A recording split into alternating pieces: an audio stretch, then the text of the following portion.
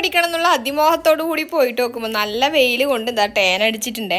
അപ്പോൾ tan remove ചെയ്യാനുള്ള നല്ലൊരു ഫേസ് പാക്ക് റെഡിയാക്കി. അതിനായിട്ട് ഞാൻ എന്താ ഒരു ബൗളിലേക്ക് അല്പം തൈര് എടുത്തിട്ടുണ്ട്. അതിനുശേഷം ഇതിലേക്ക് ഇടുന്നത് മിൽട്ടാണി മിട്ടിയുടെ പൗഡറാണ്. പൗഡറും തൈരും നന്നായിട്ട് ഞാനൊന്ന് മിക്സ് ചെയ്തെടുക്കുന്നുണ്ട്. കുറച്ച് നാൾ മുന്നേ ഞാനിത് റീൽസ് കണ്ടതാണ്. നമുക്കിത് വർക്കാവോ എന്നറിയില്ല, എന്നാലും ചെയ്ത് നോക്കാം കേട്ടോ. റിസൾട്ട് എന്തായാലും ഞാൻ സത്യസന്ധമായി അറിയിക്കുന്നതായിരിക്കുവേ.